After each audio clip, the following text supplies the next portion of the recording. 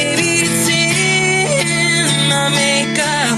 Maybe this time I won't wake up. And Jeff is like one of the first people who like found my streams. He's been hanging out in there like every time I go live from like... This week on Radio Labyrinth, Tim, that's me, reviews Paw Patrol, the Dino movie. We take a look at the upcoming Madden movie, and somehow Jim Carrey is going to be George Jetson. There's also a new animated Willy Wonka sequel in the works, and I bitch about House of the Dragon Season 3. Plus, singer-songwriter Claire Liparulo joins us. All that and more right here on Radio Labyrinth.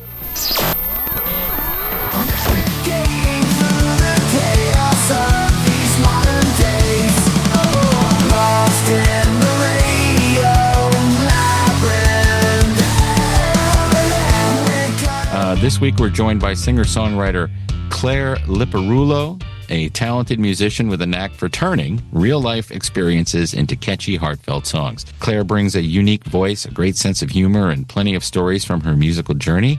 We're all excited to have her here. Welcome to Radio Labyrinth, Claire Liparulo.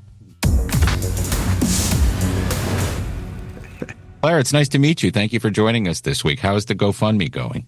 It's going really good. I hit the first goal today. Yeah. I feel funny like saying I hit the goal because it doesn't, it's not what really happens. It's like other people hit the goal. Yeah. But the first goal is $4,000 and we hit it in like a week. So that's great.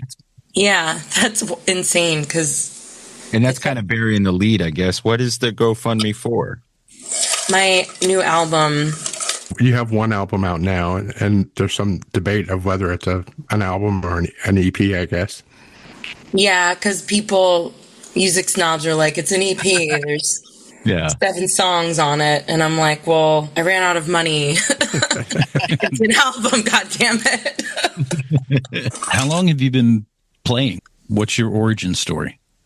I've been playing I've been playing an instrument like legitimately since I was about 11, but I've been messing around with instruments since I was like 2 or 3 years old because my dad was a musician and he had like instruments laying around all over the house. Mm-hmm. And he had guitars mostly and then a banjo, which I almost never messed with, but also like this Casio keyboard that had a lot of like preset songs on it and stuff. I think we may have had the same one. Yeah. I don't have any ability to play any music at all. I played drums in high school, but I don't know how to play music, but I love music. Mm-hmm. Our son likes music and he's 5 and I just bought him an electric piano. It has 88 keys and they're weighted. So, cause he's taking piano lessons. So I hope he enjoys it because it just arrived today and I can't wait to see him try to mess around. But I want him to learn how to play it. And if he has an appreciation for music, that helps with so many other things besides just playing music. Yeah, like I used to, like I remember when I was 3, like what do 3-year-olds listen to? Like what do we like? Like poor 3-year-olds in the 80s, like if I was born in 84, so at 3, it was 1987, and like we got 3 channels with an antenna on our TV. So like my parents had like records and stuff, but I liked Christmas songs, Christmas music, because there was there was like Sesame Street for like a segment of the day when I wasn't even home.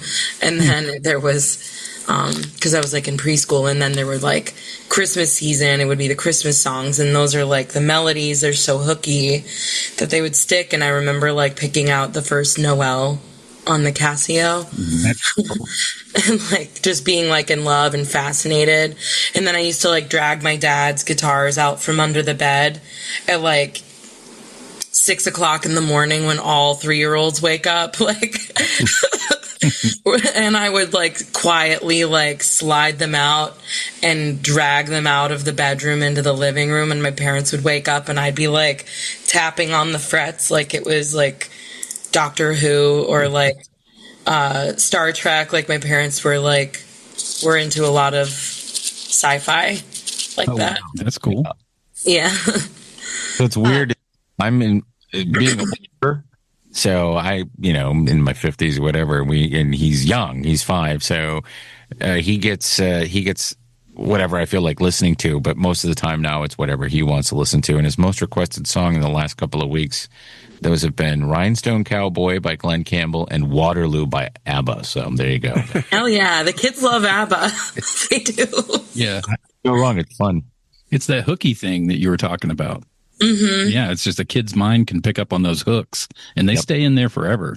Yeah. Yeah. That's why Baby Shark is still doing so well. Yeah. And I'm still surprised Depeche Mode hasn't sued them yet. Why? What is it? I just can't get enough. Is Baby Shark. Just can't get enough. Oh my God. I never put that together. Down, down, down, down, down, down, down, down, down, down, down. Baby Shark, do, baby. Yeah. I just can't get enough. Yeah, it's exactly. And they can't. The first time I heard get Baby enough. Shark, I was like, that's Depeche Mode. Well, let's tell everybody about your TikTok. You go live a lot, almost every day. Yeah, because I'm like, I'm alone, so I don't have a team or anything.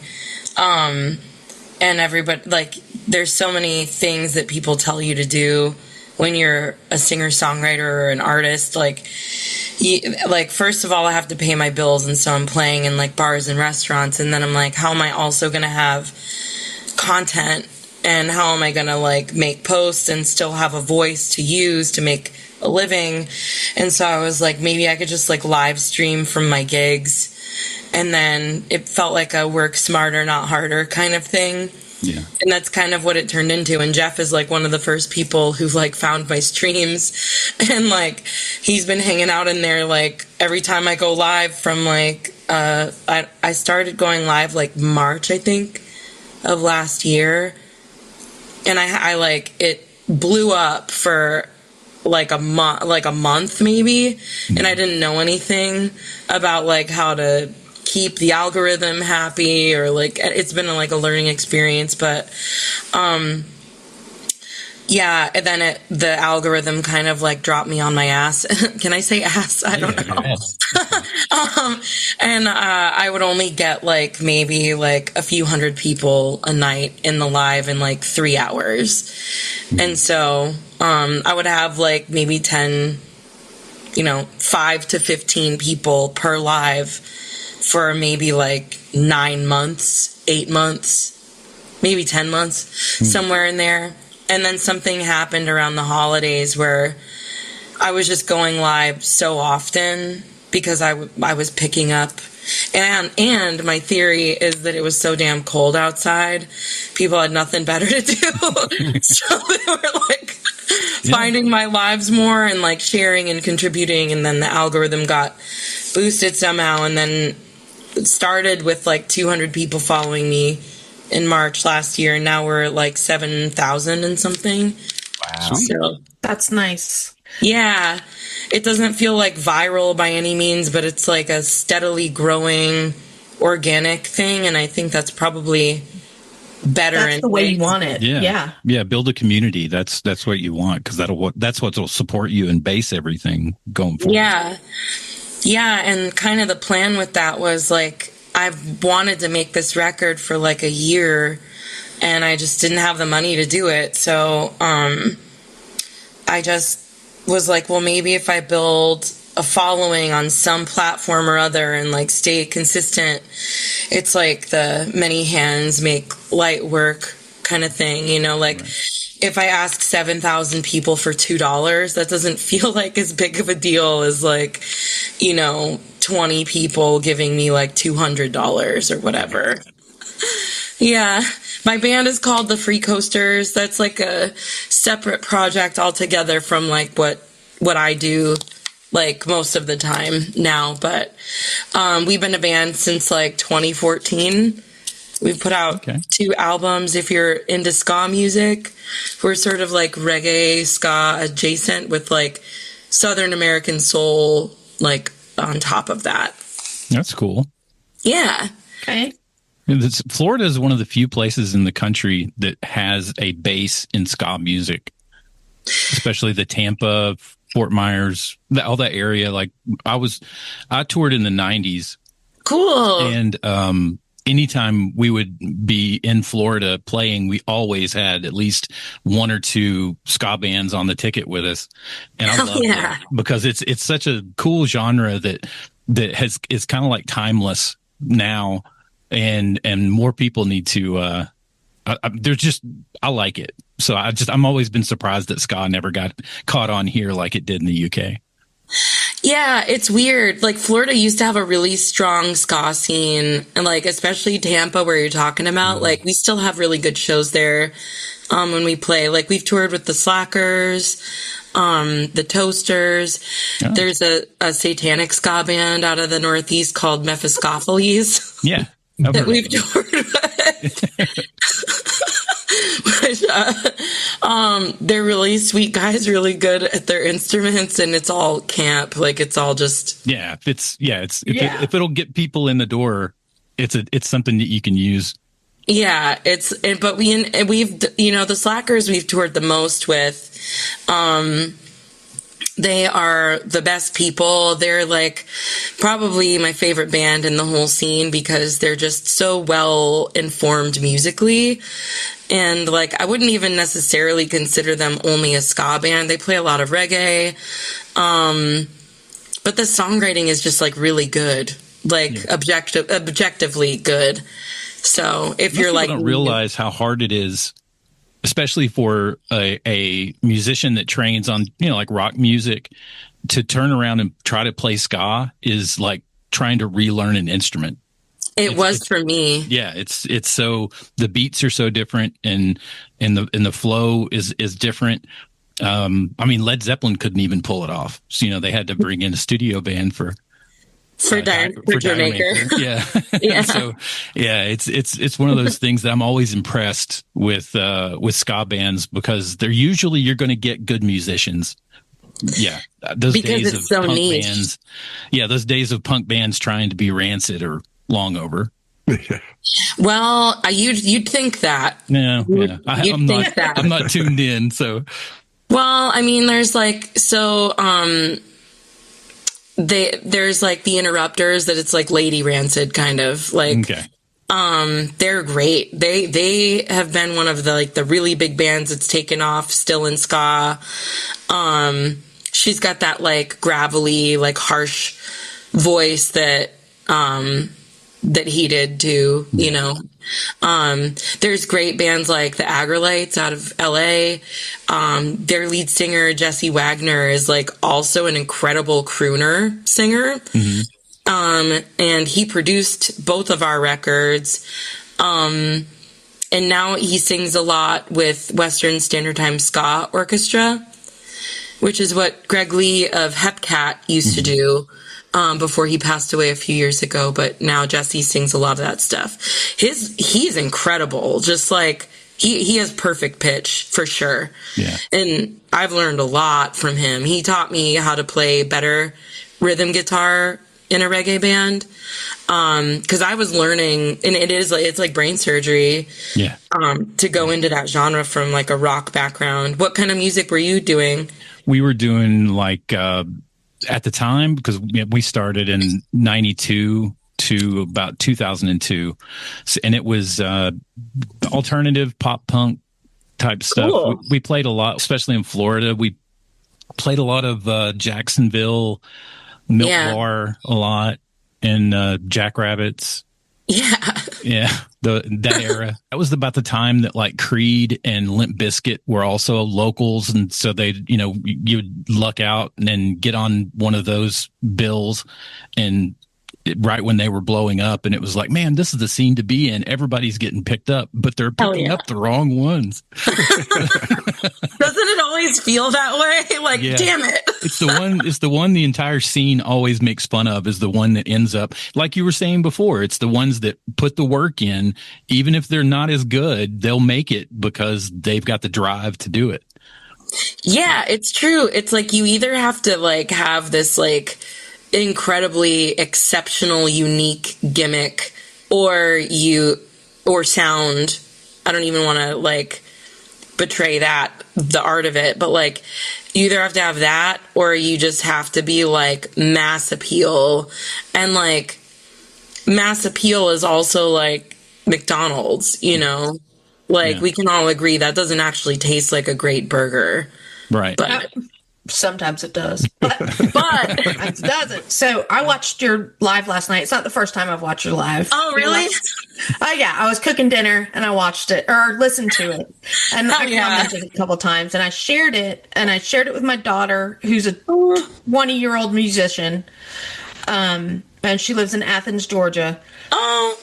And she plays guitar, piano, saxophone. Yeah. She's got 2 songs that are produced and streaming, but she has the reason, not just because you're good, but the reason why, another reason I shared it with her is because I was like, she has a really hard time with putting herself out there because of the vulnerability of her music. So she does live shows, but she doesn't promote anything.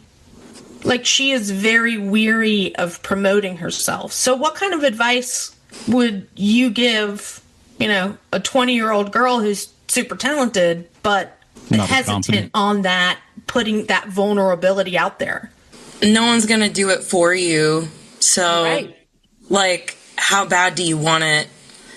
You know, how bad do you want to be successful? There's a million ways to be successful at music. And I know a lot of people who are, like, there are some artists that become insanely famous by like only pressing like a cassette tape and then having nothing on the internet at all. So, but it's like the chances of that happening are really slim. You know, you could be someone who hops on trains and busks all over the country like Sierra Farrell used to do, but that's not exactly like safe. That's not exactly like, there's a lot more ways that something bad can happen to you if you do stuff like that. Like, this is like a lower, like going live streaming, you're going to meet a lot of weirdos. You're going to meet a lot of people that like music just draws people to be afraid of. Like, if you're if you're a woman or a girl, like, you're gonna draw weirdos. Then if you're on a stage, it's gonna be even worse. And so there is a lot to be apprehensive about, but like growing a thick skin around that and then just doing it anyway. Like, maybe she could just, like, does she play gigs? Like, she plays shows? Yeah, she does. Mm-hmm. Like in restaurants or like? Well, she does. That's not her favorite, though. Mm-hmm. So she just did like a singer-songwriter showcase. Oh, cool. At a place. Yeah, it was really cool. And she did really well. But her thing is in bars, and I know this, like, her father was a musician, or is a musician, sorry. Is a musician. And so is her stepmother. But when you're doing it in bars and restaurants, and this is where I think your genius comes in, is the people eating and drinking or talking, and they don't seem to care unless you're playing, like, you know, Sweet Caroline or something like that. Yeah. But you pay attention to the live TikTok, which is amazing to me, because that makes way much more sense, because the people on the TikTok are there to listen to you and go, hey, give us original songs. Yeah, I'm listening to both, because, like, the job I'm getting paid for is to play for the restaurant, but the job that, like, that ultimately what matters most to me is that I'm, like, touching somebody, you know? And I'm going to do that through TikTok, or I'm going to do that, like, in the room with people. And I think that, like, that phase of a musician's life can't be, like, it could not be more important. Like, playing shows where no one gives a shit about you is so important, because, like, I think a lot of, especially young people, get into music because, like, we get attention all of a sudden, and then we start having, like, our souls fed by this, like, positive feedback, like, oh, you're so good, you're so special, you're so talented. But then when we don't get that feedback from people, then we're like, oh my God, I'm garbage. I'm not ever going to make it. Why am I even doing this? I feel so discouraged. But, like, when you get to a place where, like, your callus grows and you're like, wait a second, like, I'm actually really proud of the show I put on today. And I think I touched a couple people's lives tonight. And that's the part that really feeds me. So now I feel like I've had a good night. you know? That's awesome. Yeah. So for like young people, my advice to long answer your question is to just do it anyways, because like no one is going to do it for you. That might sound like harsh and uninspiring advice, but like it's not. It's exactly what I've said to her before too. Well, like if you don't care about promoting yourself, why do I care about promoting you? Like you've got to care about promoting yourself. It only gets harder the longer you do it. But the cool thing about that is like once you've done it for a while, like you start to earn respect among your peers. And that feels really good. So, like, when you've made it past a certain point, when you've slept on enough, like, you know, kitchen floors on an air mattress in, like, Dallas, Texas, like, where the guy is, like, he, like, comes out of his bedroom every 5 minutes like it's Groundhog Day, and he's like, hey, man, we got beers in the fridge, and you're like, okay, buddy, we're going to bed now. You know, like, you go through enough of those things, and you, like, build up this, like, self-confidence through your hard work, and, like, through that, like, whatever your reason is, your pull, that's like, no one can take any of that away from you. And that's the part that really starts to feel like a blessing. So if she can power through and like get past that ego hurdle, because I think sometimes that's really what it is ego. Like there's always someone better than you. And like, there's always someone who's willing to work harder than you and who's not as good as you, who will get the opportunities that you don't reach for. So, and it's like, it's not always like these grand gestures either. Sometimes it's like just going live every day, even though you have 5 to 15 people in your live, but making the commitment to yourself that you're going to follow through and create consistency, because ultimately that's like the biggest thing for anybody. Like the thing that stops people most of the time, like when you read biographies or whatever, it's that they stopped. It's that they gave up. Oh, yeah. Yeah. So the king of that. Well, thank you. And this is not just good advice for her, but for everyone. Young musicians, and what's awesome is she's not going to hear it out of my mouth. She's going to hear it from yours. Yeah. I'll tell her if she wants to talk to me. I'll talk to her. You want to play something? Sure. Yeah. Woo! So this song is called Brown Out.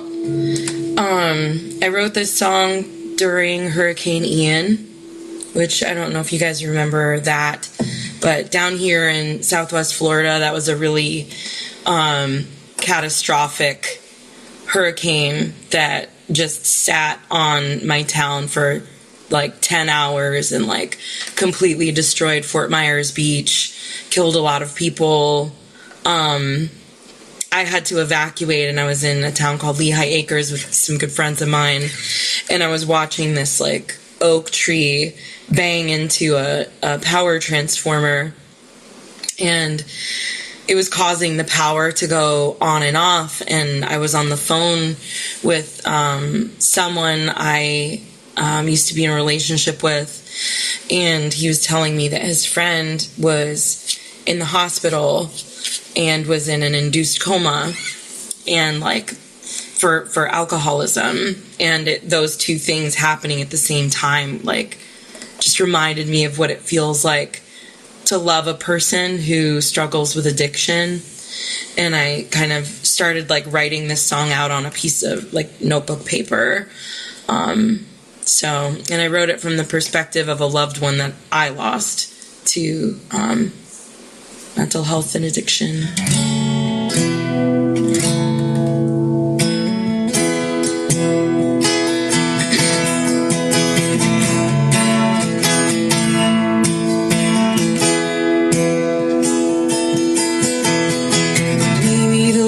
Go out, maybe they flicker a while,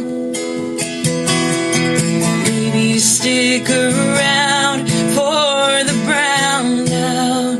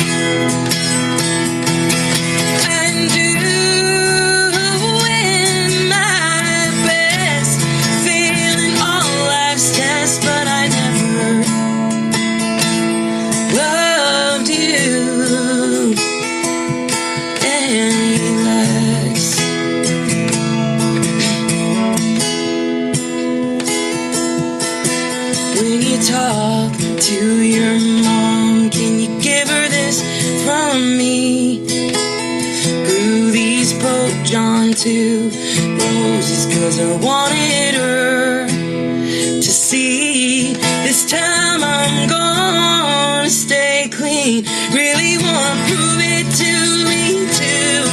And maybe that's a relief for you.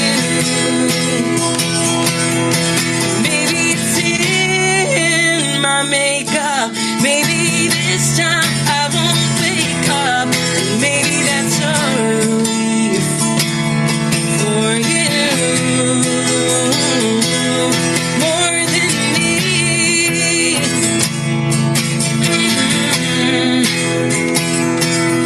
More than me.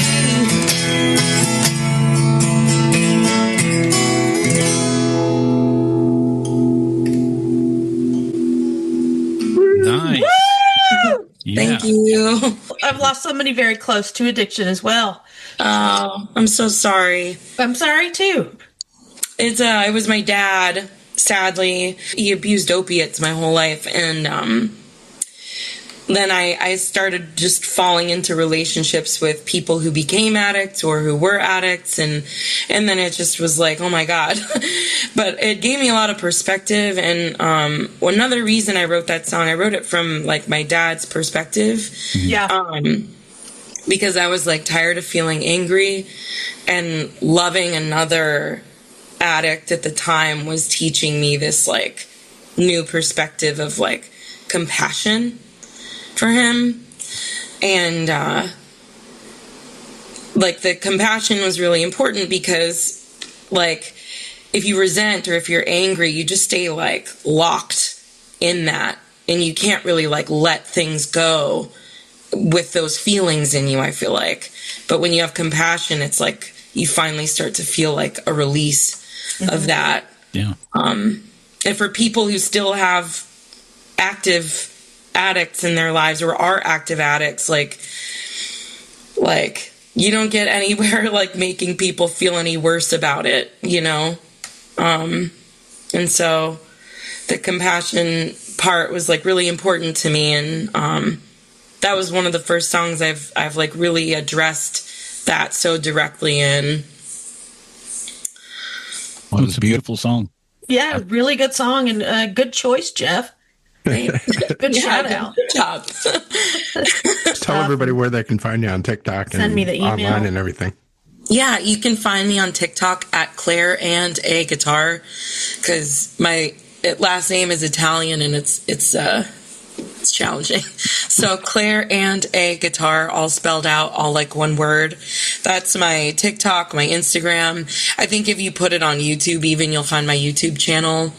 But Claire Liparulo is my name, and you can also just search Claire the Cost. That's like the name of my last record, and that's kind of an easy way to find me too. Cool. Well, thank you for coming on. We appreciate it. Thanks for having me. I'll see you on Thank you. TikTok. Yes. Good luck with the album. Yeah. We'll see you on TikTok. Bye, guys. Bye. Bye-bye. Claire.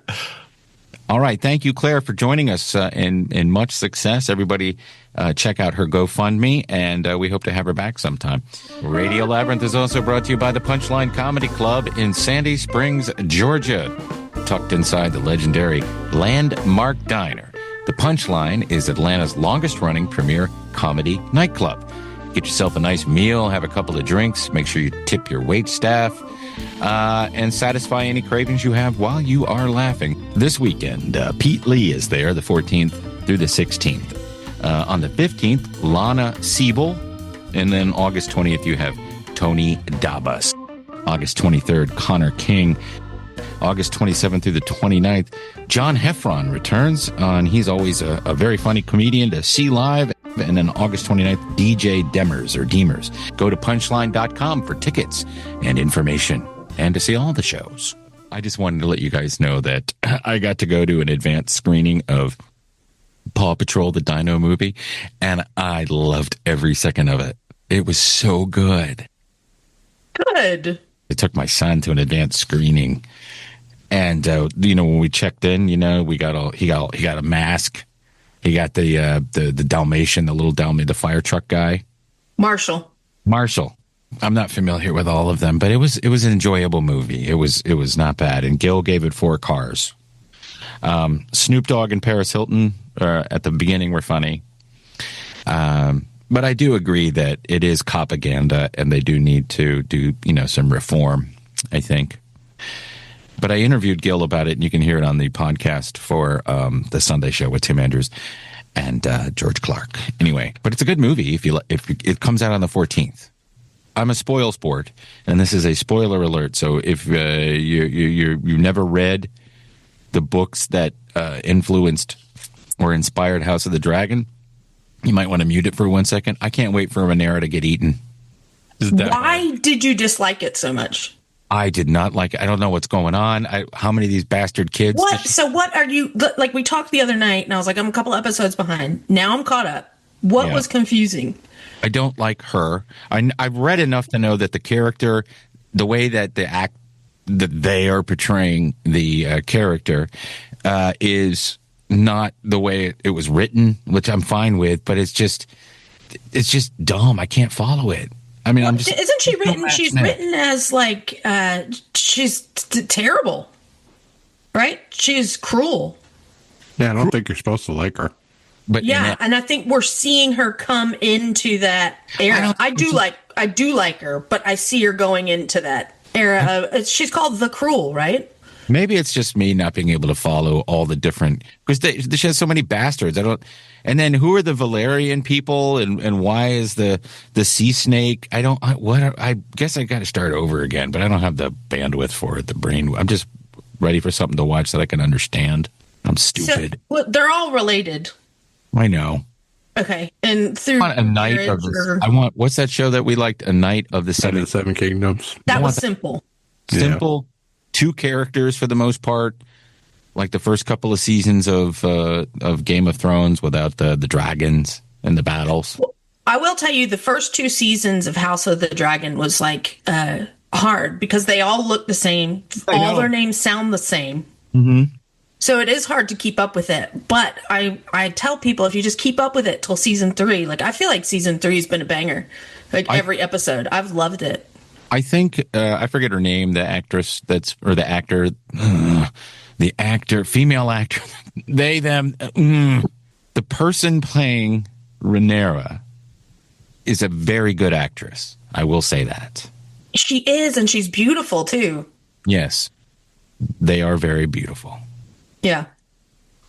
Anyway, that's that. I mean, I love the Game of Thrones. I like the witch chick at the other castle. Yeah, that who's over like 100 years old. Yeah. I know. Find out. Yeah. Nope. But then the guy with the eye and all that. I loved it when Aemond. Aegon. Yeah, Aemond. I loved it. Yes, Aemon's with the eye. Aegon's the burnt one. I liked it when he showed up. And he's, "What are you? You tried to kill me, you jerk." He said, "I'm alive." Yeah. I did like. I love Helena, and so that was really sad. And I didn't like her force feeding Helena whatsoever. Right. Like that made me mad. But what about Ulf? Who? Ulf the White. He got beat up again. Yeah, he got beat up in a more demeaning way than Daemon did it. But he still was like, screw everybody. He burnt it all down. I know. And like, she really should have let him frequent the taverns. Like, she should have kept her dragon riders happy if she didn't want them to turn on her. He went Daenerys. Enough of that. Who died? A couple of people we need to say goodbye to. First of all, Dukes of Hazzard actor and former U.S. Congressman from Georgia, the 4th District, Ben Jones, who was Cooter, if you remember that show. Cooter he served 2 terms in Congress, and he lost when he was redistricted. But he was he from Covington? I don't know where the 4th district is. So No, but he used to appear all the Covington. time. He used to appear all the time in Covington, and the General Lee would be there and stuff. Yeah. Well, it's just because they shot the first season, all the road footage, like anytime you saw him jumping stuff or riding through the trees and the dirt roads, that was all shot in Covington. Oh, I didn't know. The second season they moved it out of back to the West Coast, but they used all that B footage throughout the entire run of the series. Yep. And also rest in peace to Reggie Bannister. Who is Reggie Bannister? He was is an essential character in all of the Phantasm movies. He's in the first one, of course, but and his character is established. But he's in all the sequels too, and he was a nice guy. He did a lot of cons. He's friends with frequent guest and friend of the show Matt Malero from Adult Swim and Aqua Teen Hunger Force, among other things. But he's had a GoFundMe to help cover the costs of his hospice care, and that is still up. So Dustin will put the link here. If you're a fan of the show and you can give something, help him out. I tossed money to them a while ago, and it was sad. It wasn't unexpected, but I love the Phantasm movies, and as we get closer to Halloween, I'm going to watch all of them, even though they're not. I mean, they're just fun to watch. Are you familiar with those, Lizzie? I've never seen them. I know what they are, but I've never seen them. Should I watch them? Yeah, if you like horror. The first one, they're definitely. You know that I love horror movies. Yes, they're definitely an interesting take on a horror movie. It's an original horror movie. Okay. With Jawas. They do look like Jawas. Yeah, they do. Yeah. There's all kinds of. There's every 80s trope possible is in Phantasm. The cool thing about the Phantasm movie to me is I saw that. My mom let me go see that when I was 9 years old in a movie theater when it came out. And what is his name? Scrim? Angus Scrim. He's the tall man, and he's in all the films, and he's scary. But to see him when you're 9 years old and that spinning ball flying at you and going at people's heads, that was a little creepy and scary. I think stay up at night. A set of DVDs where you could get that ball, or maybe it came inside that ball. Yes, they did. Yeah, in the box set. Yeah. There's some things that are going on in Hollywood. First of all, Warner Brothers is going to make a live-action Jetson movie, the Jetsons movie, starring Jim Carrey as George Jetson. First of all, he's too old to be George Jetson. George Jetson. I agree. Is a father, and he has 2 kids. He's not in his 60s, as far as I know. Maybe he could be Mr. Spacely. But do you think this will ever happen? Do you think this will get filmed? And who's it for? Gen X and Boomers were old, right? Yeah, Jetsons is. I mean, I watched it, but I wasn't a big fan of it. I think there was people older than us. Yeah, I watched the Jetsons. I watched it, but I wasn't a big fan of it. I just watched it because it was on. Yeah, it was on, like, if you stayed home from school sick. Yeah. Be on TV at TBS. Where we grew up, it was on Channel 11, so you got to, when we got home from school, that stuff was on. I preferred the Flintstones, but even that, you go back and watch it, it's not all that good. Yeah, it was a Hanna-Barbera block, so you'd get Flintstones and then the Jetsons or vice versa. Right. I wasn't into the Flintstones that much either. I wasn't either. The Flintstones was really for adults. And it was a primetime series, wasn't it? Yeah, it was just the Honeymooners animated. Yeah. Right. Yeah. And dinosaur times. Yeah. But it wasn't really super funny. I did like, who's the character that Harvey Korman did, the alien guy? That guy was funny. Gazoo or something. Yeah, the Great Gazoo. The Great Gazoo. And I did not know this until today. There is another Willy Wonka movie coming out. It's called Charlie and the Chocolate Factory. Charlie versus the Chocolate Factory. Charlie versus the Chocolate Factory. And this is Taika Waititi voicing Willy Wonka and Kit Connor voicing the new Charlie Paley. Where's Charlie Bucket? He should be running the factory. He's sleeping with the chocolate fishes. Yeah. Wonka has been in prison for years because he turned Violet Beauregard into a blueberry, and after getting out, he returns to the factory while the teenage Charlie and his friends plan to break in and steal a priceless Wonka bar to save their homes from eviction. So they're saying that she was killed? Violet Beauregard was killed? No, she just turned into a blueberry. But I'm pretty sure Augustus Gloop was killed. No, he lived. They all lived. Yeah, why would he be in jail then? That's like a civil suit. Well, I mean, it's a violent act. And was that the worst one? Didn't he send her away to get squeezed? Yeah. Maybe there what was about Mike TV? Bad result from the squeezing. Left her with permanent damages. That girl, the girl who played her, ended up being in a bunch of horror movies. Mm-hmm. I don't know. What about Mike TV? I guess he's still living. How did they fix Mike TV? They didn't. He's just Mike TV. He's just 3 inches tall now for the rest of his life. I'm just saying it's just weird that he went to jail for the blueberry thing when he had her squeezed. And poor Augustus, he got sucked into the chocolate tube. He went into the furnace. The chocolate pipe. No, he lived. Did he? Yeah, the 50-50 shot. They don't ever explain that, do they? No. Veruca. No, that was Veruca with the furnace. Yeah, the egg. Oh, yeah. Yeah. I mean, he should probably be charged with all of it. He should. Yeah, I think that's. But it does sound like an amazing premise. Those are all civil suits. Yeah, when I saw the headline, I got that, why are they doing it? But then I read it and I thought, this might be interesting. It's sort of a direct or indirect sequel to... There's already a sequel, The Great Glass Wonka or The Great Glass Elevator. I tried to read that book when I was little, and I just couldn't get into it. Yeah, I never read it. Or if I did, I don't remember any of it.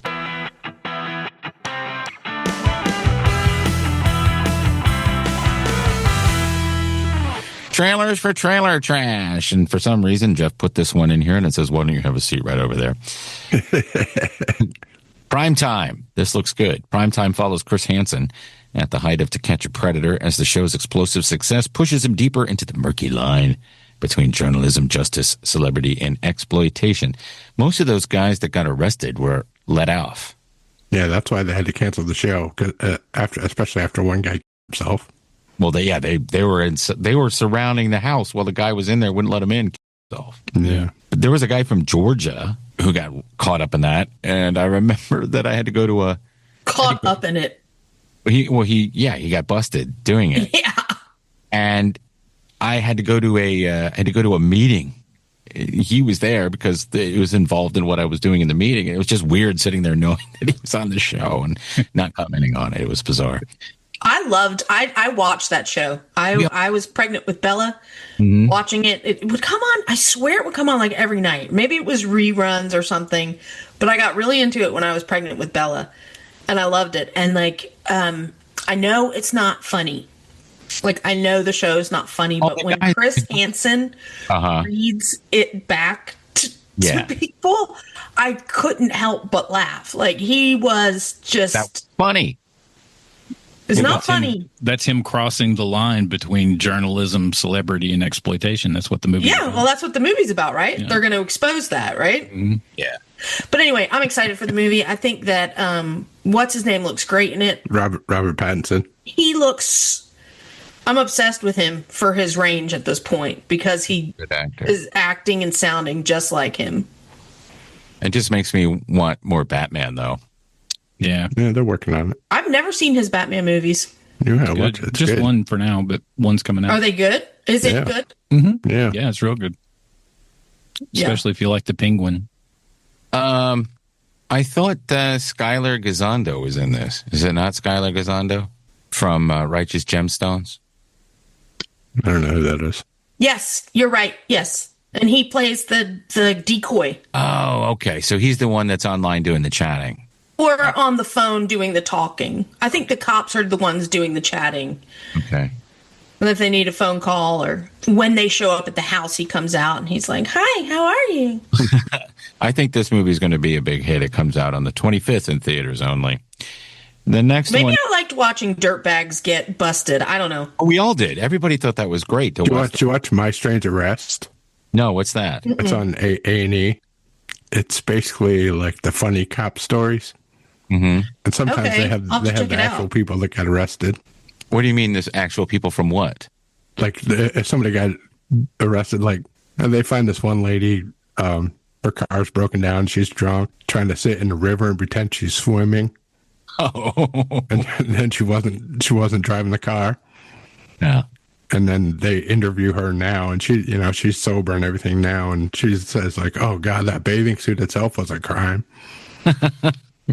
What's it called? My Strangeress? My Strangeress, yeah. It's on I'll have to check it out. The next trailer that I put in here is Madden. The official teaser trailer was put up, I believe, this week. Madden is, of course, a film about John Madden, starring Nicolas Cage as John Madden, Christian Bale as Raiders owner Al Davis, and for some reason, Joel Murray as Pat. Yeah, I want to see if we can get Joel to come back on. I was thinking the same. Yeah, if you can get him on. They shot it primarily here in Atlanta. And they're doing more Whose Live Is It Anyway, too, so maybe we'll want to talk about that. Oh, yeah, see if he'll come coming in November to Sandy Springs. But the Madden, this was originally going to be released in theaters, and now it's only going to be on Prime Video on November 18th. So I'm thinking that it might not be that good, or maybe there's no demand. I don't know. Or they're tying it into football because it's a week before Thanksgiving. So that's what I'm thinking. It's going to be pushed with football. Yeah, Rich Eisen about a year ago asked Frank Caliendo why he did People One. He goes, I don't look anything. He goes, I couldn't do it. He goes, I'm not an actor. Nicolas Cage is an actor. But that does look good. And then Ueck, the story of baseball's most unlikely legend, which is in theaters now in Wisconsin only. So eventually it'll be released. But that is a documentary about Bob Uecker. On into the windup in his first offering. Just a bit outside. He tried the corner and missed. I loved and thought was amazing. And, from baseball to Mr. Belvedere and anywhere else. And if you can find it, Norm Macdonald appearing on Howard Stern when Artie was still on the show and talking about Bob Uecker is one of the best moments of radio in the 2000s. You know what I'm talking about? Have you ever heard that? Mm-hmm. He did all those beer commercials, too. Yeah. But the great stories, and Norm was really good friends with him. And there's some funny shit in there. That's back when Howard was, still Howard. So those are the trailers. And we'll probably see all those movies.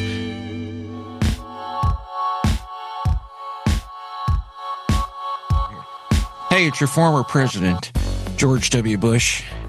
Atlanta Pizza and Euro is a family-owned, and I love that, restaurant in Conyers. And they've been serving the East Metro since 1983. They offer the best Greek and Italian specialties made fresh to order. Open Monday through Friday from 11 to 9, Saturdays from 12 to 9, and of course they're closed on Sundays, so you can go fishing with your family.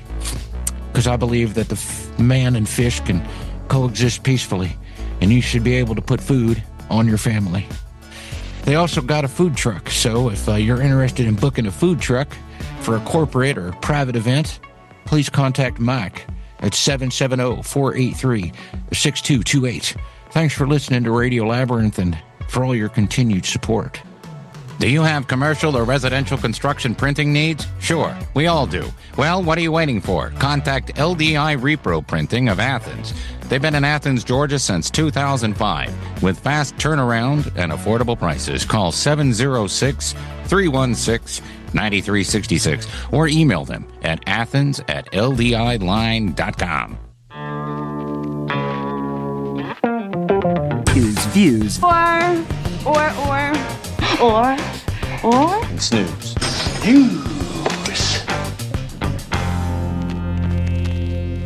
Jeff, do we have time? Let's do Views or Snooze. Yeah, season 3 of Tires starts today on Netflix. Looking forward to that. I'm in. Shane Gillis, funny show. Or as Bert Kreischer likes to call it, Wheels. Yeah. Lantern starts this weekend. Now that Dragons are over. Are they going to dump it all at one time, or is it going to be one episode a week? One episode a week, I'm sure. Thank God. 8 episodes, one per week. This is a rare. Always Sunday's back. Season 18. This is a rare views for me on everything. Is Hulu the channel you get for free if you have T-Mobile, or is it Peacock? But yeah, I would like to watch all 3 of those. I can certainly watch Lanterns and Tires. Speaking of Bert Kreischer, did you watch The Return of Two Bears, One Cave? With Tom talking about the divorce? No, he didn't do that on Two Bears, did he? That was your mom's house. Your mom's His house, week yeah. on your mom's house. It was just a lot of Bert complaining and Tom just like, okay. Yeah, Tom's got enough going on in his mind. Yeah. I don't need to hear Bert. We can do stat picks real quick before we wrap up. Mine's real easy. Toadies live on KEXP. That's performance on YouTube, and I always enjoyed them. And the guy can still sing, and some of that stuff is hard to sing. Yeah, I've already watched it twice. Yeah, I watched it before you even put it on the sheet. Yeah, I enjoyed it. It's great. I saw Toadies at their last when they were touring. I think it was their last tour. It was like 2002, and they were retiring. And their last show of the tour was in the basement of the Tabernacle. Oh wow! And it was an awesome show, and it was one of those big closers. Like, you know, they were all crying. It was like, you know, we're done.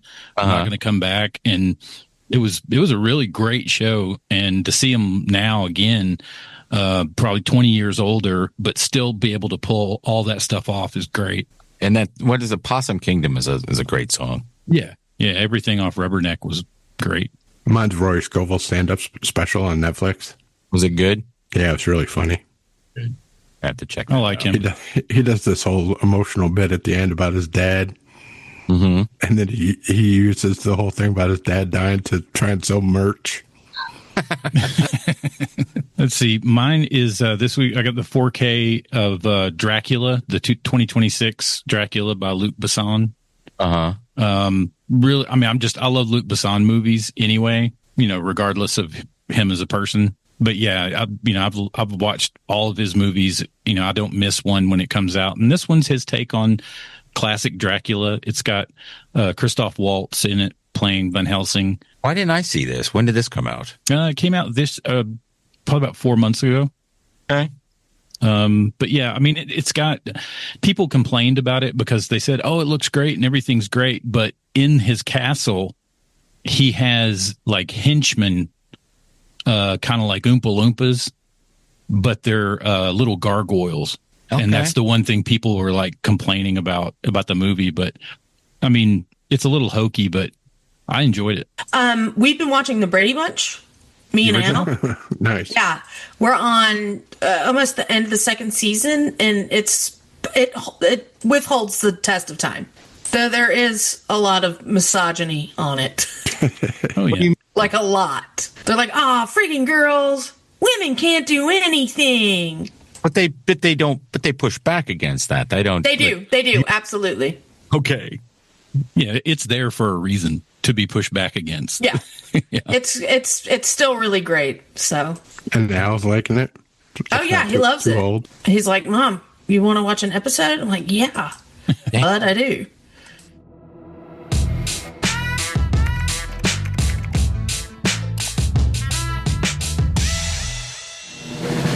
Welcome back, Scott Augustine, who just became a $25 producer member again to the podcast. Scott, please let us know if you got your shirt the last time, and if you didn't, we'll get you a new one, or we'll get you one. You know, that's how it goes. We'll get you one. Just let us know, and of course, I'll reach out to you. And also, if you want to, we'll just do it right now. If you want to become a Patreon member, just go to patreon.com/Tim Andrews, and you could be a producer at 25 and you get all the benefits that the producers have, or it's just $5 a month. It's that simple. Thank you very much again to Claire. Everybody follow her. Jeff, good booking. She's a great guest, and she's a fantastic singer and musician. We'll talk to you next week. Please remember to keep it canon. Canon! They say all good things come to an end. What's that got to do with this show? Lost in the rain.